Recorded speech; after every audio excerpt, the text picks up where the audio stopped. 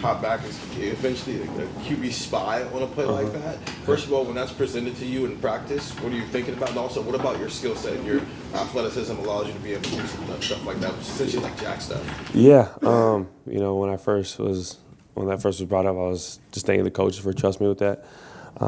Quarterback spy is not an easy role, and it was fun, and I gave credit to Cody and them because I was like, man, first time open field tackling, that's a different world, from playing defensive end and going to that job. But I think it speaks volume how the coaches think of my athletic ability, and I just continue to trust them with whatever they bring to the table. Stefan Kreisny, Cleveland.com. Coach Day has talked about, the best players need to step up in the biggest games. This stretch of Indiana, Michigan, Tennessee, and now going into Oregon, you and Jack have been probably playing your best football this season, I guess. Mm-hmm. How much do you guys communicate about that, about really needing to step up when these games kind of heighten, and how much, as a veteran, do you kind of understand that? Yeah, it's nonstop with the communication on that part. I think we also understand that it takes everybody. It takes everybody in this Woody to get the things that we need to get done. That's on our list of goals that we want to accomplish. But we just understand that if we just continue to do our job and just continue to just trust one another and just play as fast as we can, as hard as we can, then I think everything will just fall right in line. Good. Dan Hope, 11 Warriors. JT, you guys didn't get any sacks the first time against Oregon. What do you look at as you need to do better the second time around to make that happen? Yeah, I think we just got to play as a collective four and just understand that, their offense is an explosive offense. They're a talented offense.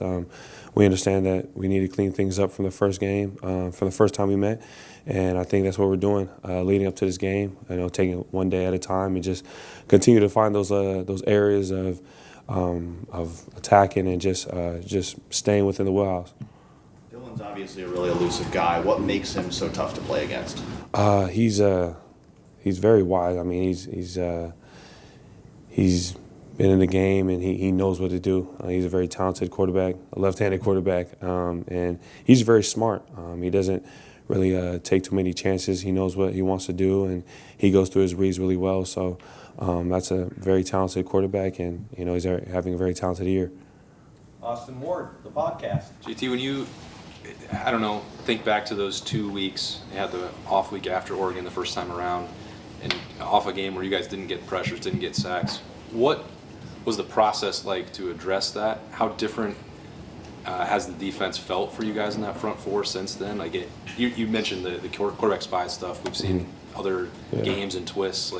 It seems from the outside like it was pretty extensive, some of the changes that were made. What was it like in that room for those 2 weeks as you guys are sort of changed over maybe some philosophies? Yeah, I think it's just keep everything simple, trusting the guys, and I think we have so much trust in the coaches that they're gonna make the right the changes for us to be in the best position possible, and I think they did just that. And I think for us, we just had to go out there and just accomplish the plan, and whatever play was called, whatever it may be, just go out there and execute it. One thing we've been preaching is execution is really the motive.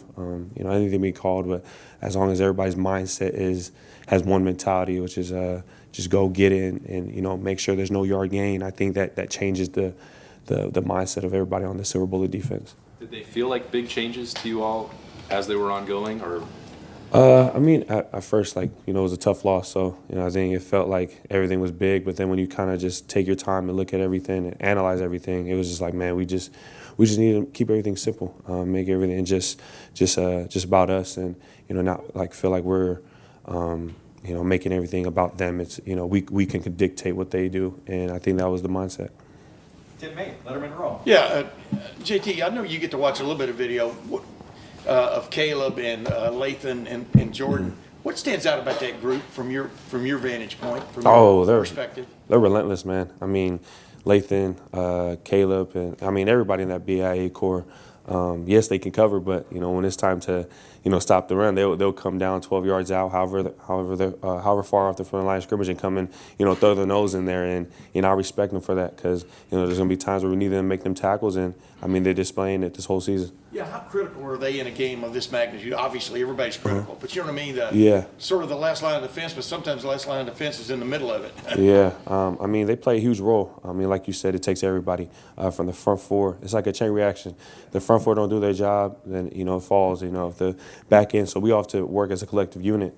And I think there's a reason that there's 11 of us out there.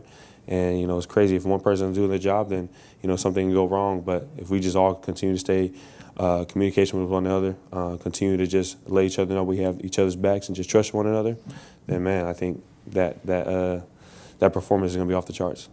Over to the right, Kellyanne Stitz, WSYX. JT, how would you describe the mentality of the defense right now, getting this opportunity for a rematch with Oregon? Yeah, hungry and thankful. I mean, we know how the last time went. We had a chip on our shoulder. I mean, we were riding high before that game, and we took that loss, and we came back, had to make a couple changes. But I think we understand everything's at stake right now. Just fighting to wear another Ohio State jersey for the next game. That's what's on stake, and just to be able to represent this state and this team. I mean, we understand what's on the line, and we're just hungry and blessed that we get this opportunity to play in the Rose Bowl. Right behind her, Adam King, WBNS. What do you remember most about walking off the field in Eugene? What was kind of going through your mind in that moment? There was I don't think anybody imagined us losing. I didn't, that's for sure. And I think after that, it was kind of hit deep, understanding that, man, there's still a lot of ball left to be played. I mean, you can let it sting for a little bit, but, if you let it carry over too long, then, there it goes. There goes your whole season. But I think we did a great job of just understanding, coming together in this room right here, not being afraid to display or hold accountability for one another. And, as that happened, we came back, regrouped, and, we're just going right now. And I'm just blessed for those specific moments, losing. I mean, no one wants to lose, but the testimonies and the things you're taught within those little situations speaks volume. Spencer Holbrook, Letterman Row. JT, what have you seen from Kenyatta the last couple of weeks? Was there like a push from him? Have there been any conversations with him? Because it seemed like he was playing some of his best football in Tennessee. Yeah, I mean, that's my boy. He's in the R2X club too. But, Kenyatta, I mean, every time his number's called, he goes out there and makes the most of it. No matter where we at in the game, when he goes out there, he's just hungry. He wants to go make plays, and we see it in practice, so it's not surprising to us. Bill Rabinowitz, Columbus Dispatch.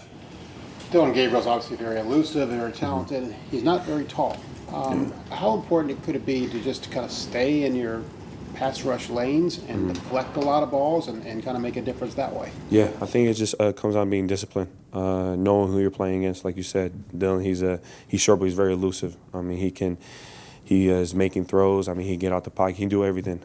So I think for us, we just got to stay disciplined and just continue to just meet with Coach Jay, meet with Coach Knowles, and understand how we can just eliminate that. One question about you and Jack. I mean, your personality seemed to be a little different. You're more on the quiet side. He's not. Yeah. You've played together 4 years, both five-star guys. Kind of describe your relationship with him, friendship with him, and just kind of how you complement each other. Man, that's my brother. Like you said, we're different but very alike. I think outside, like you said, he's louder, I'm quiet. But once we're on that field, we're like the same person. We'll do anything for this team. We'll die for our players, and we'll give everything we got. Roomed together for 4 years, correct? Yeah, fall camps. Every road trip? Yeah, sometimes go over there, sleep over there. So yeah. Who's the neat one? Who's the messy one? We have our share of days when I'm neat, he's neat, or we might both be messy, but we do a good job. Yeah, I'd probably say I'm a better cook than Jack though. Tony Girdman, Buckeye Huddle. When you're playing a team for the second time, and that was almost a season ago by now, how much are you at square one with this scouting and the preparation, or how much do you take from that game, and how much do you avoid taking so that you don't have any preconceived notions of what you're going up against on the offensive line? I say it's pretty 50-50. I mean, that game, like you said, it was a while ago, but at the same time, they elevated as a team, and so did we. So we understand that they made some changes for sure. There's certain tendencies we can take back from that game, but we also understand that they went on a little run after that, and we can see that they elevated as an offense. So we just got to continue to watch those games, dissect the other games, and just continue to see what stands out and what they changed from the past game. We got a couple calls on Zoom that we'll wrap up with. First, we have Nick Hamilton from Nightcast Media. Nick? Just wanted to ask you basically about the synergy of this defense and how you guys were able to not only celebrate the triumphs but get through the adversity, be able to be this top-notch defense that you are in college football today. Can you repeat the question one more time? Yeah, no problem. Wanted to ask you about the synergy you all were able to develop over the course of the season, obviously celebrating the triumphs, but also getting through the adversities to where you all are the top-notch defense that you all are today. Yeah, I mean, like you said, we went through a lot of triumphs and trials, but there's a lot of things we can take away from all the wins and losses, and from those wins, we understood that hey, we can be the best defense in the country, and from those losses, we understand that there's still things that need to be fixed. And I think when you take all that in at once, it comes down to the common goal or the common topic, which is there's always learning points everywhere. And depending how we dissect those games or how we just continue to come as one and elevate, we continue to just collect all those learning points and just continue to grow from them. And one final question. Joey Kaufman, Columbus Dispatch. Joey?